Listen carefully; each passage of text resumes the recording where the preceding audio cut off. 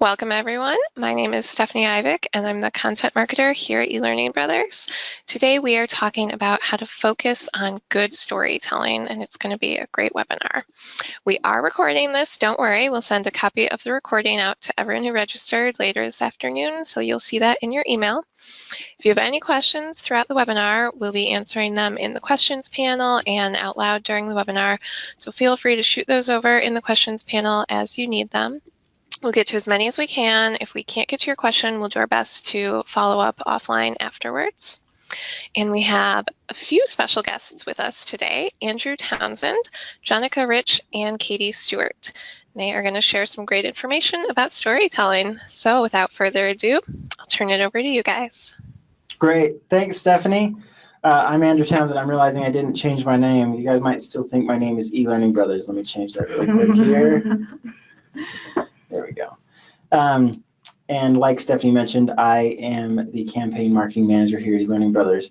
And let me just tell you a little bit about why we're going to be doing this webinar with the people that we're doing this webinar with and how it came to be. So at DevLearn this year, Katie and Jonica and I were all there, but Katie and Jonica were out seeing sessions and stuff, and I was working in our expo booth. Hello to all of you who may have seen us there. But Katie and Jonica came back one evening, and we were at dinner, and they were talking about this really cool session that they went and saw at DevLearn at the crack of dawn. You got to see the sunrise in Vegas. It was really pretty. Yeah. Cool. So what session was that? If you guys wouldn't mind telling me about that. I already forgot the title. Using storytelling to engage learners. With Ray Jimenez. Yeah, with Ray Jimenez. Awesome. So we started talking about that, and they started talking about some things that they had learned there, and it brought me back. So I got my degree in film production, and for a little while before joining eLearning Brothers, did a lot of commercials, video ads, and produced a couple film festival pieces, and did that for a little while before I decided I'd like getting a steady paycheck and went into marketing instead.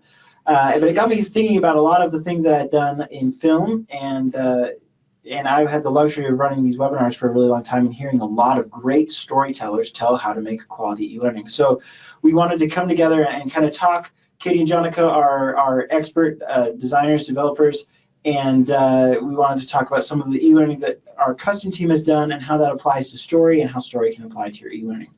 So really quickly, let's jump in to some quotes, some really cool quotes. So this is a quote from Tahir Shah, is that how you say it? In Arabian Nights, stories are a communal currency of humanity. So this was published in English in 1706, published in Arabic way before then, and it's been around for a really, really long time. So story goes way, way back. Humans communicate through story.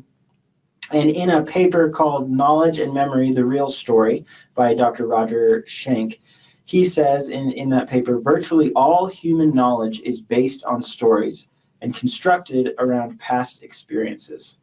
So this is something that we had talked about at DevLearn and started to discuss. Any thoughts on that? I really like, I don't know if I'm going to steal your thunder, but I like how you brought up a point about even just memories that we have, like if you lost your keys, you tell yourself a story to go back and trace how you found them. So it's how we function. Everything we remember basically in a story form. We're not remembering the actual event, rather the memory of it. We're remembering the story. Absolutely. Another thing to talk about is a communal currency. So we find value, high value, in stories. The next quote, great stories happen to those who can tell them. It's from Ira Glass.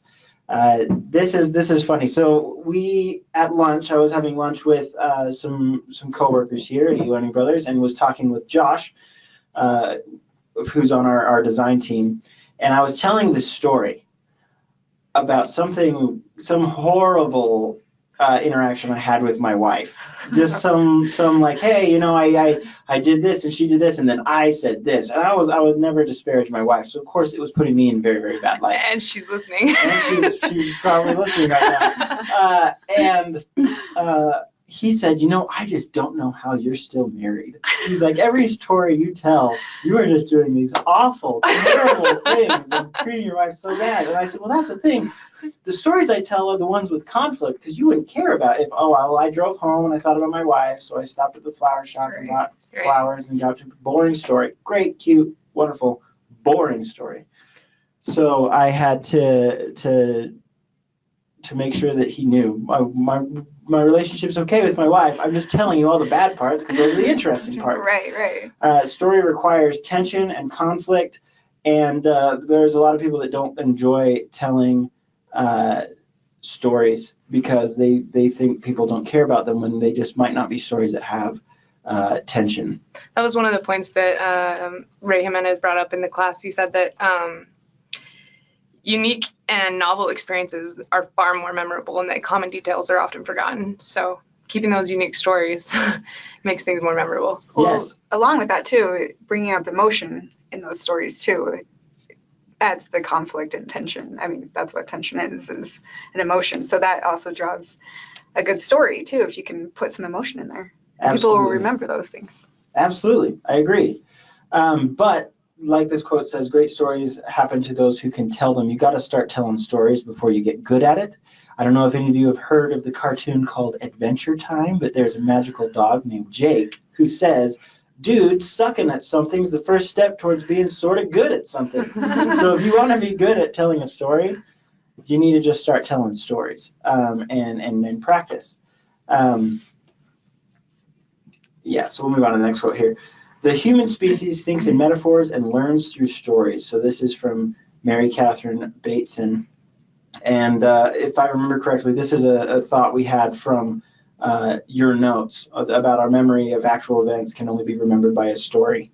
That was from our conversation at DevLearn. And again, like retracing your steps, just like Jonica said, that's a tool, telling a story in our mind, building an entire story, the setting, what we were doing, our thoughts, and all of that through it.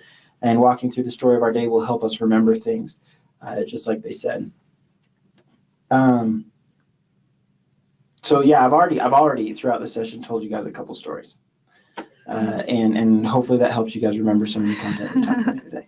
All right, here we go. Let's dive into the meat. 5 ways to put the story first in your e-learning. This is what you were promised. Here's those 5 steps, and we can move forward with these. But if you ever get lost, these are the 5 that we're going to be talking about.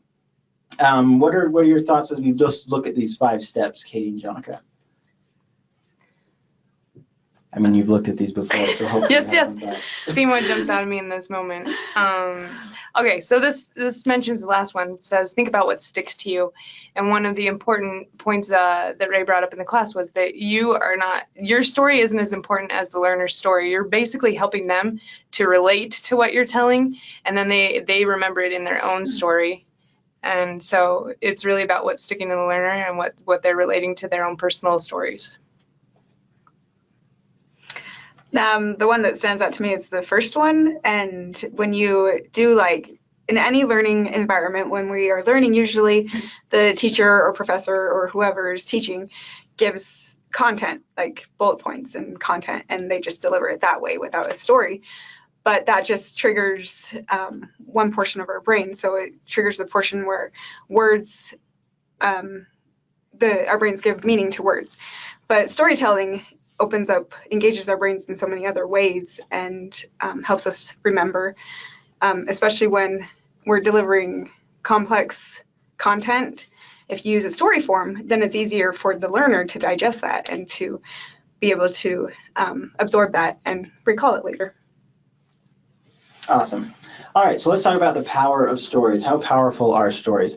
If you guys grew up like me with a grandpa who just goes, you know what, I got to go watch my stories. It's been fun hanging out with your grandkids, but I got to watch my stories. I mean, they're so important.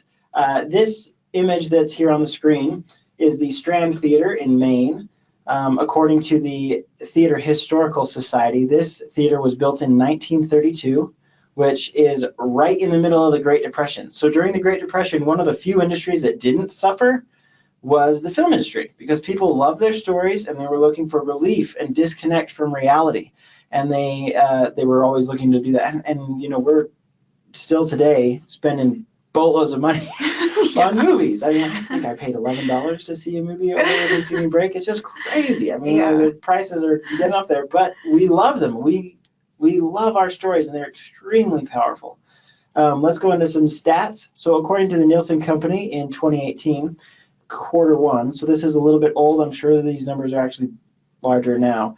But Americans over the age of 18 were averaging 5 hours and 57 minutes on video, combining video on computers, mobile, broadcasts, etc. So that's nearly 6 hours.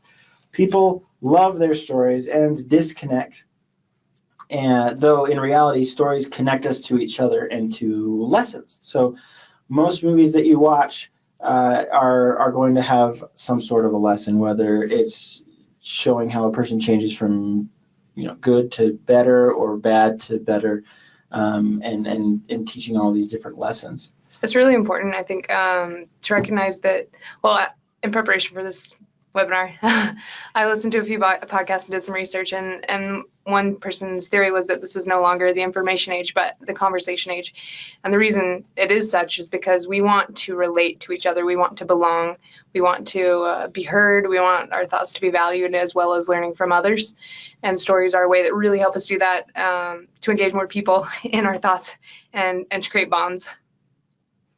Absolutely. So again, it's coming back to this quote from the Arabian Nights: stories are a communal currency of humanity. So that we pay big bucks for stories. They are a currency. I may have paid $11 to see a film over the weekend, but I feel like I got $11 out of it. Yeah. Sometimes. Oh my goodness, sometimes. You guys may have read my blog on Ford versus Ferrari. That was worth $11. But anyway, so moving on. So the whole point is, if you're going to tell a story, make it worthwhile. Katie kind of mentioned it earlier. You can't just list your objectives and then say, oh, let's write a story that kind of touches on all these stories. You got to make it real, make it worthwhile. People will remember the story easier than they remember specific data points. So make it a story worth remembering. And now, Jonica, you said you're in school, right? Have you started to use stories or any visual kind of thing to remember as you prepare for tests or as you're studying or things like that? No, actually, because I'm working on my master's right now, we don't have a lot of rote memorization tests. It's more projects where we're building things, but a lot of our projects are based around stories. I'm getting a master's in education and educational technology, and we have to use technology to help create lesson plans and lessons based around using technology for the students. And the meat of the lesson is usually based around some kind of story that they're telling. They're not just gathering facts and reporting on them.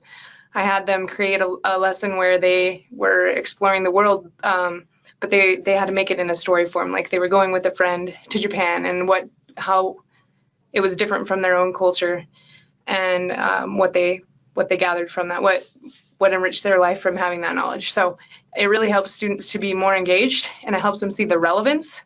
That's one thing about stories. It really helps the learner to see the relevance of the content that you're teaching. Absolutely. So we had a guest at ELBX Live this last June, Petyon Erdan. She is a expert storyteller, and she gave a session at ELBX Live about storytelling, of course.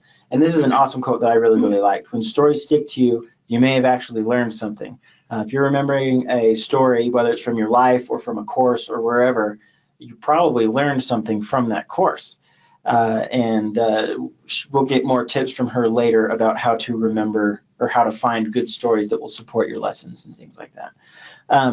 But to come back to this, making sure you tell a story that's worthwhile, I want to talk about story structure for a minute.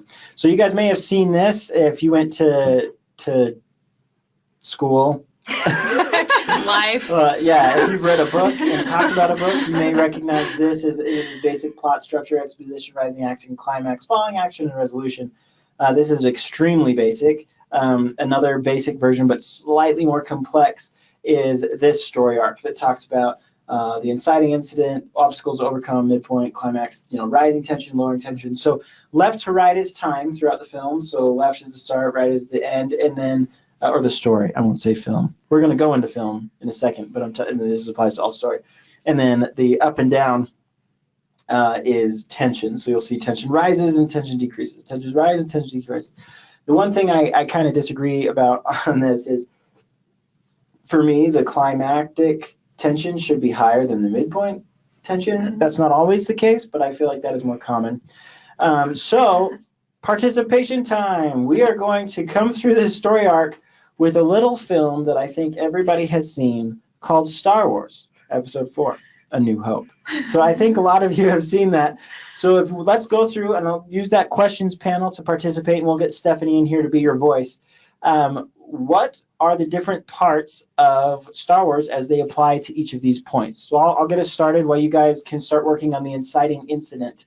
And I'll talk about the start and the establishing routine. So it starts by introducing us to the world, right? You've got that big scroll of all the text, and then the big, huge Star Destroyer flies over and it's shooting that rebel ship, and then you jump inside and you meet C-3PO, you meet R2-D2, you meet Darth Vader, you meet Princess Leia, you meet that poor guy that's like, I'm dead now, and he throws me against the wall. You know, all of that stuff. They shoot out the pod, and they're like, should we shoot it? And he goes, no, that one's empty. There's no life signs. Oh, so we're short on lasers now? Anyway, so it crashes, R2 goes over, and that is pretty much the start, and you're establishing the routine. So what would you say is the inciting incident in Star Wars?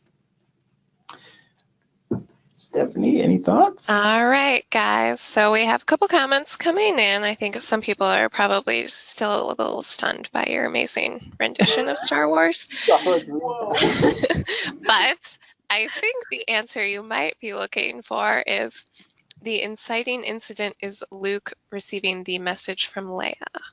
Yes. So you meet Luke, you find out he just wants to go to Tashi Station and pick up some power converters, and he's just a punk kid, and he's cleaning these stupid droids that his stupid uncle bought from those stupid Jawas, and it shoots out the Princess Leia message. And that's when she goes, help me, Obi-Wan Kenobi, you're my only hope. And he goes, whoa, she's beautiful.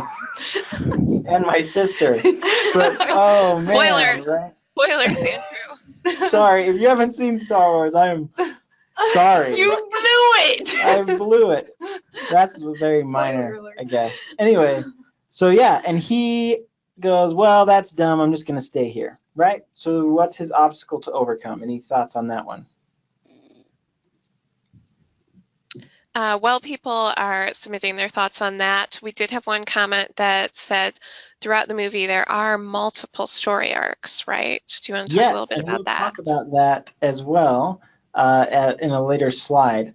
However, for Star Wars, the first one, the main Star Wars, 1977, there's really one main character, and that's Luke Skywalker. And so we're going to be talking about the main character, not the story arcs. Like Lord of the Rings, there's a lot of main story arcs, and not just one. One could argue that Frodo's story arc is the most important, but oh my goodness, he's just walking for like the whole time. So normally the person that is your main character is the one that goes through the most change. And so as you're making your courses, the person that's going through the most change, your main character, is the learner. So putting your learner in that hot seat of being the main character. All right, do we have any ideas of what the obstacles are? We do have some obstacles. So we've got some comments coming in. Stormtroopers looking for the droids, finding a way off the planet, having to leave home. Absolutely. So these are all small obstacles. So in reality, this big line that goes in between obstacle to overcome and midpoint, you're going to have a lot of little peaks and valleys as the tension increases and you overcome small challenges or even lose some.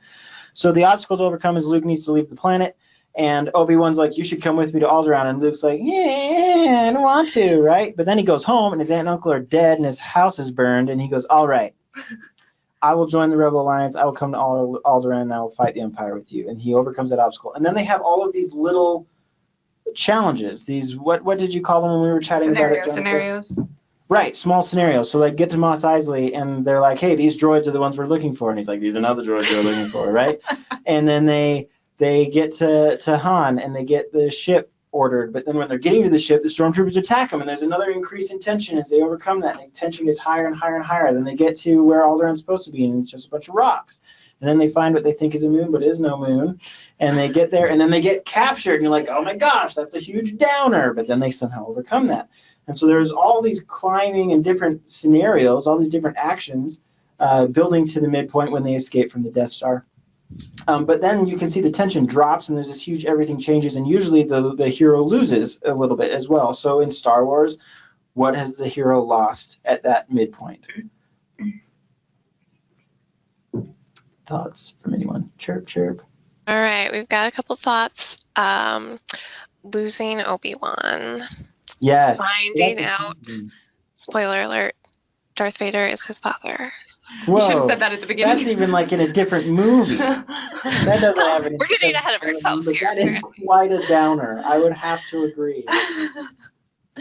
Yeah. So for what this one did, they escape, but they lose Obi-Wan, and Luke's like, oh, I'm so sad. I lost this guy that was like the hobo in my area, and I met him 5 hours ago. And Leia's like, oh, I've been trapped and tortured for a couple weeks, but I'll comfort you, right? And then they get to the rebel base, and the tension is kind of low for a second. You're like, okay, they made it. I'll take a breath.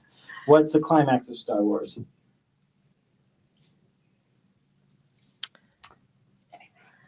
I don't know. I guess these people haven't seen it. Didn't want to be wrong. All right. We have one brave guess. Oh, several brave guesses. Oh, here they come. Just takes a long time to write out Death Star. Yeah. So, spoiler, it's attacking and destroying the Death Star. Right, so that's the climax. Huge fight, they're losing, and that has a bunch of little interactions as well, where you've got, the gold leader gets blown up on his first run, the trench run. You're getting fighters dying all over the place. And then at the end, it ends, and they all go get, well, not all. Quite a few key players miss their medals of honor, but for some reason, Han and Luke get them. Okay, so moving on. We spent a lot of time there. So this is a course that follows that story arc. This is one we did with MetaMythic called SIP Defender. We won gold for Brandon Hall for this course, and it's set up the exact same way. So at the beginning, you meet the characters. You meet these 3 different characters of the story, the robots. Well, actually, all of these ones are robots. So you're kind of meeting the bad guys. You're meeting some of the good guys. It's setting up the adventure. You're introduced to this power plant that is going to be cyber attacked throughout the session. You get to know a little bit more about each of the robots as you go in, and you slowly get attacked by all of these different robots as well. So you have all those smaller interactions.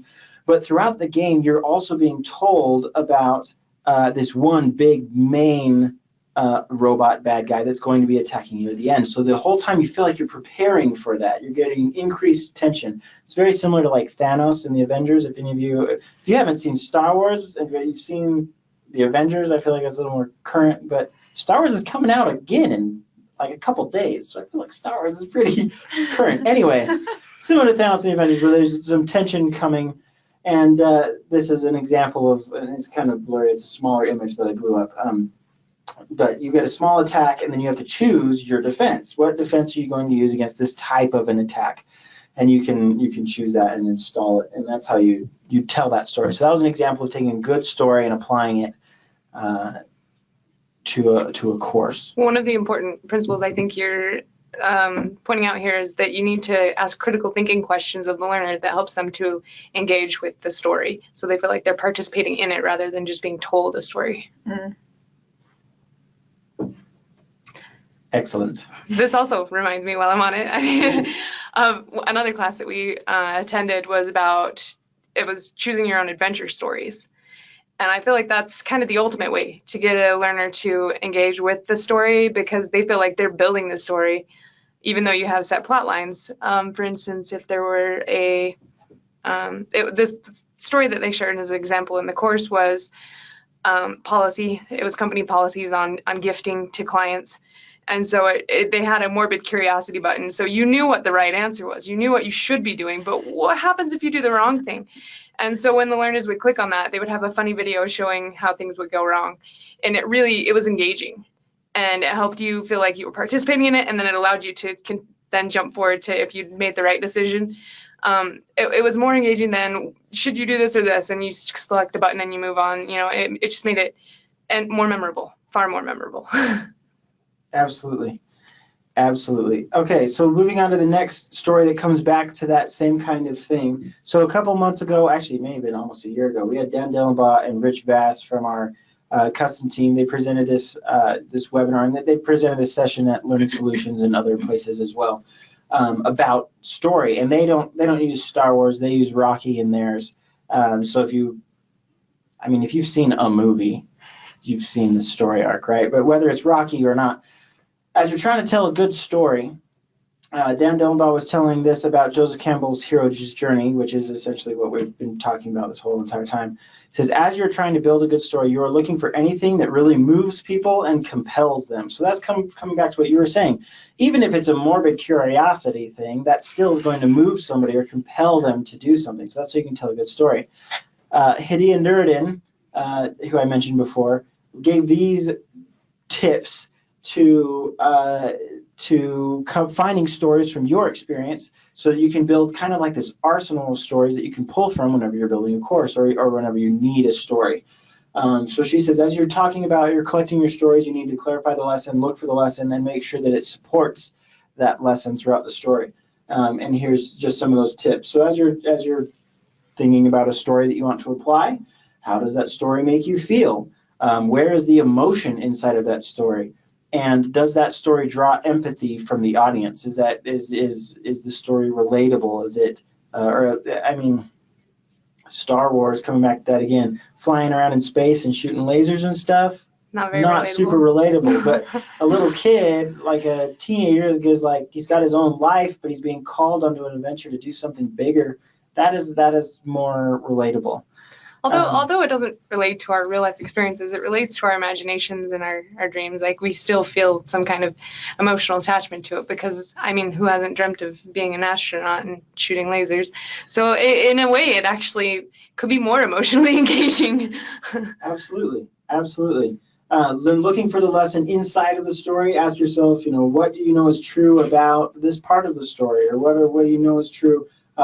Make sure it's honest reflection. So a lot of this with Hadiya was coming to pulling stories from your own life.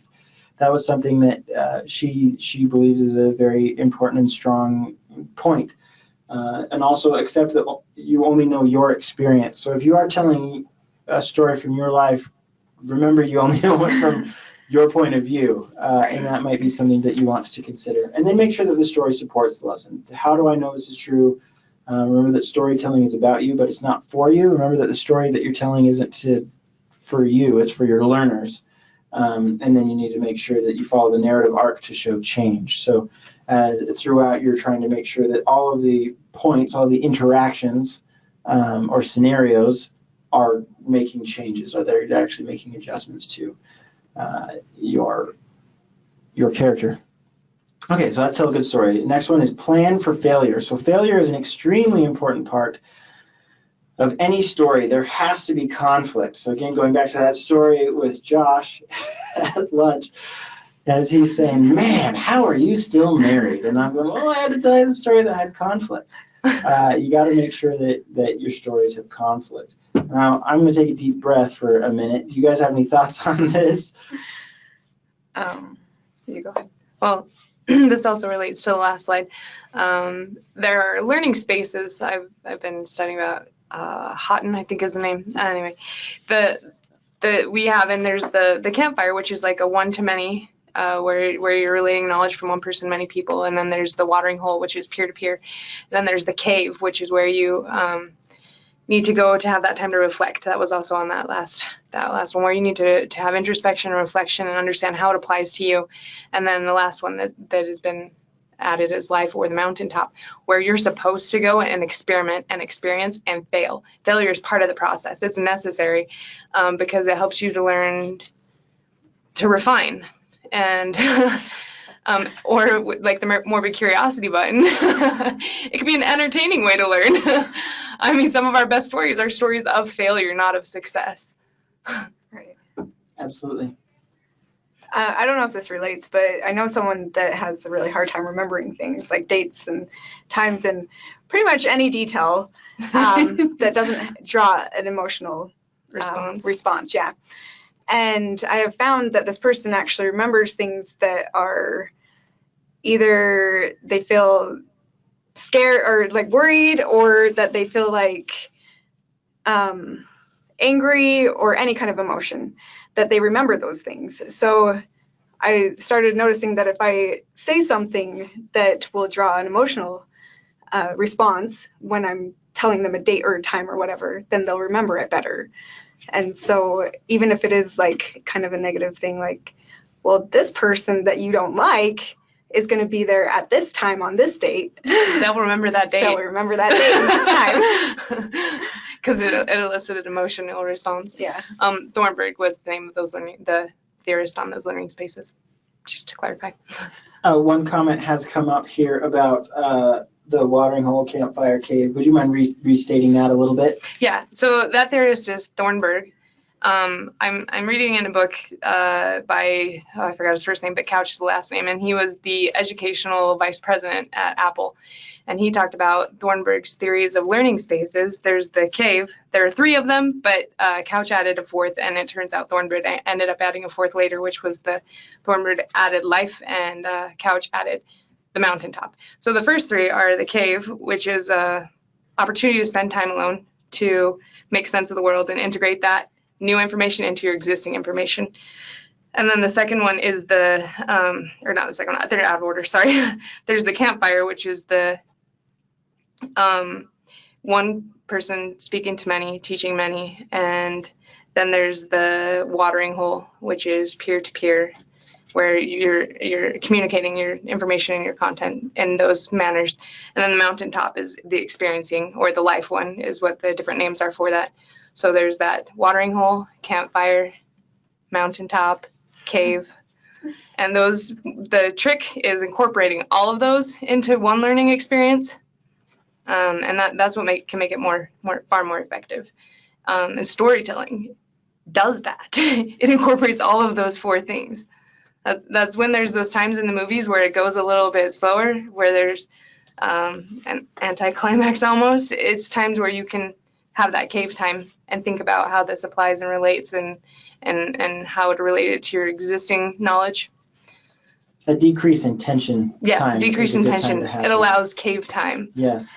So earlier I mentioned Rich and Dan Dillenbaugh in their presentation about storytelling. This is how they outlined the hero's journey. So it's the same as the one that I used, the story arc, but they use a circle instead of a left-right time kind of thing. And they put theirs inside of a boxing ring again because they liked Rocky more than Star Wars. But I mean, all of this applies to any story. You want to use To Kill a Mockingbird, you can find those principles in there. You want to use something else. I've actually seen this used, Star Wars used with this. Oh, with before. the same one? Mm-hmm. Well, of course. So when Rich was talking about this, he says, so how do we apply this to our courses? Again, I want to make sure that you guys are getting useful information in this sense. So he says, when you get to this ordeal, right, because you have all of these challenges, you're supposed to have all of these scenarios that get you to a point, but a rising tension and then some sort of a climax. As Rich says it, there will be an ordeal, some point along the line where you find out the problem, and that problem is one of the key learning objectives for the course. Then the reward isn't, in this case, beating up a Russian boxer. Again, he was talking about Rocky. In this case, it's not beating up a Russian boxer, but it might be challenging the general manager to change his thinking. So that's something really cool that Rich brought in. He says you can just look for the conflict and then make sure that you integrate that into your story appropriately. Another example for this full cycle, our custom team followed this methodology in a hotel hospitality training that they did a couple of years back, where they actually followed each of the steps. So the main character, the learner, was a hospitality manager, and they got an assignment, they got a call to adventure to go to, I think it was Italy, it may have been France, I don't remember which, somewhere. Europe. Yeah, Europe, to go and try to fix some of these hospitality issues that they were having. He didn't have an opportunity to refuse the call, which is up there, but you are going to go on a trip. So you get an email or a phone call from the mentor, and they're like, hey, we look forward to you coming. I'm going to email you this dossier. It's going to have lots of information. So then you get on the plane. That's you're crossing the threshold. And while you're on that plane in fairly low tension, just like here, right, very low tension after you overcome the obstacle, you get to read up on all the information you need. You're learning. You're spending time in that cave, like you said, Jonica.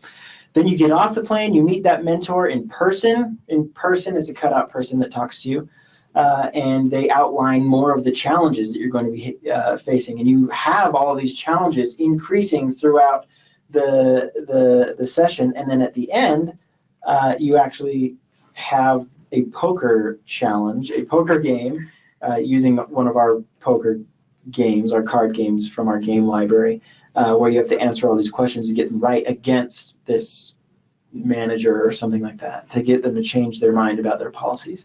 And after you finish that, you get to jump on a plane and you get to fly back home, and you might get some emails, quizzes, or a certification or something that completes that story. But you were able to go through that full story arc, increase in tension, all of these different challenges, crossing the threshold, etc. And so that's that. Any thoughts on that before we plug on to another one? No. No. You covered it. Stop talking, You got it. Andrew. Move on. Keep talking. Keep talking. This point, don't let the tension go early, is very important.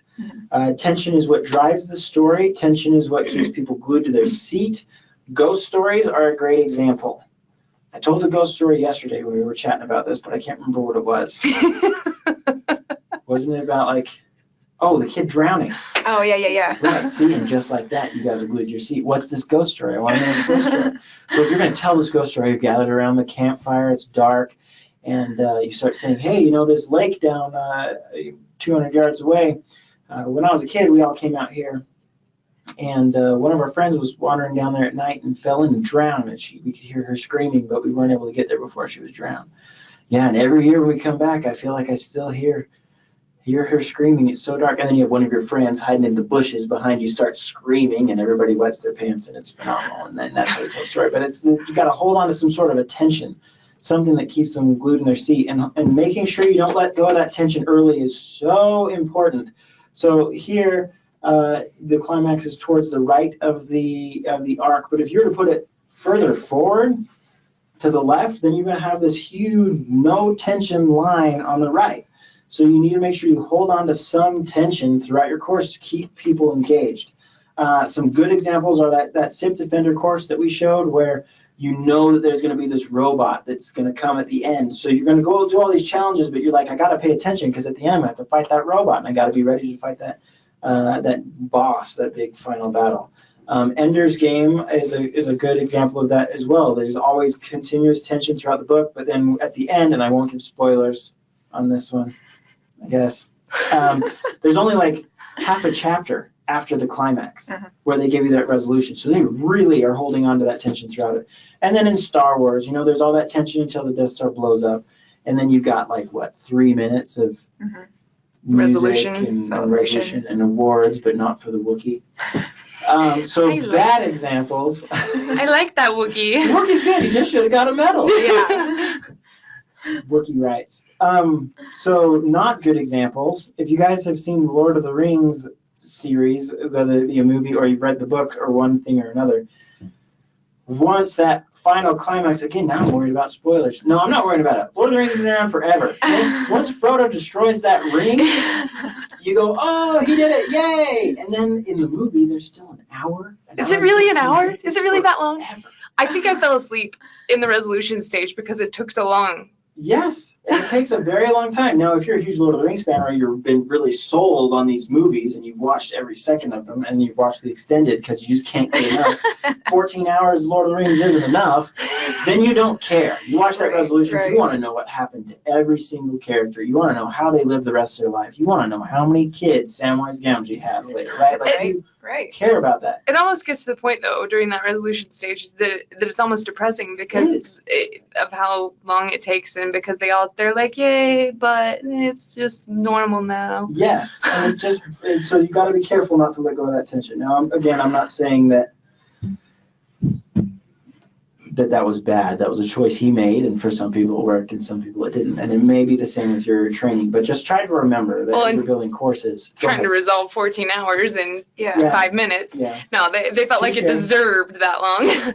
But it felt long. Well, also, would anybody retain that after if you had a story in your e-learning and you had your climax way at the beginning and then the tension just falls?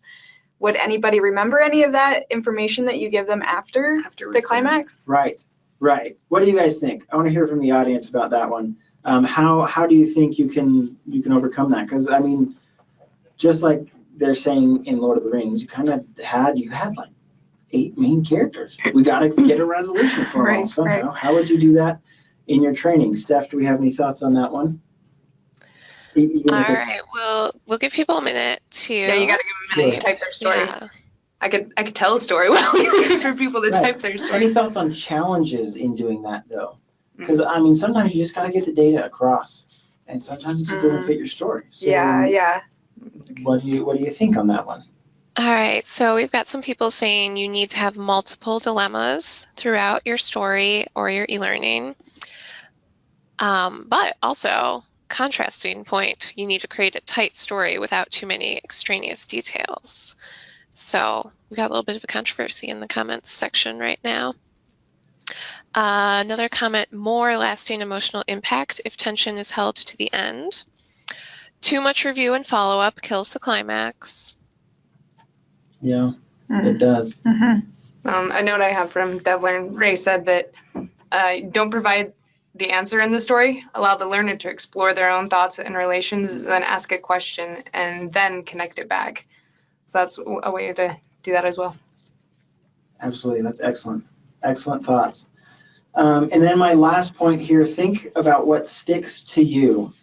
If it sticks to you, it'll probably stick to other people as well. So, excuse me. So think about when you go to tell a story. So you had this awesome experience at work or on vacation or whatever, and you come and you go to your friend and you're like, oh my gosh, I got this great story. And you start telling the story and they don't care. They're like, Or you get to the part and you're like, and then he pulled a knife on me and it was crazy. And they're like, oh, it's wild. It's just the worst. It just feels terrible.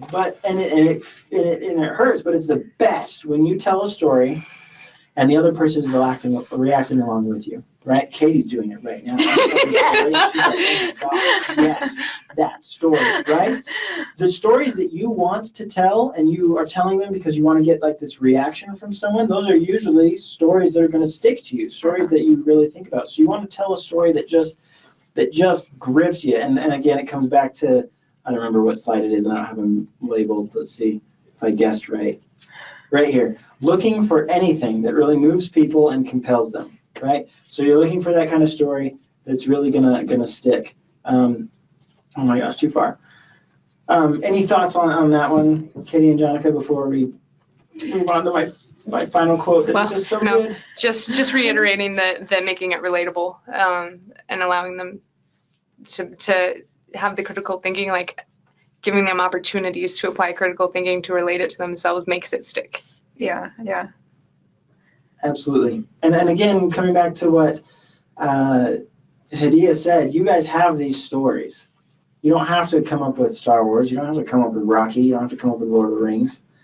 You have these stories. Like SIP Defender was to train people on security for their business, and their setting was their business, right? And we're going to show you guys how each of the things we do defends against all of these items, or robots in their sense. That was one of the comments that Ray had as well in the DevLearn course, was allow them to ask the consequence in real life setting. Like, here's the content and here it is in this story, but what would the consequence be in your real life setting? Right. You got to think. So I'll move on. This goes right into this final quote from Petyon Erdan. Everything that you've experienced shaped who you are. And there are many, many people you don't even know who would love to be able to have the experiences you have. All of us have something valuable to share with somebody else. And it comes back to what you were saying at the beginning. Communication. Yeah. The conversation. Did I share that already? Yeah, conversation. Yeah, this is the conversation age, that we want to relate to each other. This makes it so that we don't have to go and experience all the experiences there are in the world. We can share them with each other and experience them emotionally and relate to them, and how we feel about those situations. And I like this quote. It makes life sound exciting. Yeah. Life is exciting, right? We're all experiencing, especially as we're having more and more conversations, interactions with other people. It's easier to have interactions with people online even. You can have these conversations and chat and learn from one another and share your experiences. So it's great. And all of these, as Rich Vass mentions in his webinar, the last step in the hero's journey is that the hero returns with the elixir or some sort of a takeaway, right? In that hospitality course, you get to come home with a certificate, or in it's actually a certificate for the SIP defender as well. Like, you're going to come home. But the takeaway for this session is you can become an e-learning rock star by telling great stories. For those of you that are curious, here's our sources. If you would like to get those, let us know after the session. But when it comes to telling great stories, if you're having a hard time coming up with stories on your own, or if you're having a hard time figuring out how you're going to get your courses done, our custom team that Katie and Jonica work on is phenomenal at storytelling. We've got some awesome players on the custom team. We do. Very intelligent, very talented people. They've won a ton of awards for their efforts, for their work. And you can schedule a jam session today. There's the phone number up there on the screen, 801-796-2767, or you can just send us an email at info@elearningbrothers.com. And of course, if you visit elearningbrothers.com, we have a section, that top ribbon, called Custom Solutions. And there's tons of data on there. You can get ideas just from perusing the website. But if you'd like a more personalized chat, want to have a conversation about some of the work we've done or some of the stories that we've told, we'd love it if you give us a call or send us an email. Stephanie, do we have any closing questions? We do have one follow-up question about learning spaces. I think we have a few minutes so we could tackle it. So everyone really loved hearing about the learning spaces, and we had one comment: too often we skip over the cave portion of pondering and reflection. And do you have any tips or suggestions on how to incorporate that more in an e-learning course? My first thought is this, as you're asking this, is to ask critical thinking questions, and rather than providing the answer, having them provide the answer. That was one of the suggestions that Ray made in the course. And then eventually you provide an answer, but first allowing them to come up with the solution. Absolutely, yeah. I know in our off-the-shelf courseware with the safety training, we have a slide at the end that kind of asks the learner to reiterate the top things that they learned in that module and do a little sentence about how they can practice that in their real job. So that would be one way to kind of incorporate a little bit more reflection as well. And, oh, Andrew, can you show the slide again with the links? We will send that out in the email, and we'll share these in the blog recap as well. So you will get these links. Don't worry, you don't have to try to hurriedly screenshot this and write them down. We'll share them. As you can see down at the bottom of the SIP Defender one, it's just at eLearningBrothers.com. A lot of these are there, so you can find a lot of valuable information, just like I said, on eLearningBrothers.com. And then there's all the data that we pulled is also in here. But like Steph said, she'll send that back out to everybody following the session. Any other questions? Any other thoughts? Katie, Jonica? No. All right, great. Well, I hope that you guys enjoyed this storytelling session where we told a lot of stories. And I'll turn the time back over to you, Steph. All right. Well, I mean, that's pretty much everything. If you want to contact us, there's our information right there. I'm sure Katie and Jonica would love to hear from you, and we'll be sending an email with this recording, and we'll be sharing the blog recap in a couple of days. So you'll have all the resources at your fingertips. Thanks for joining us. Bye.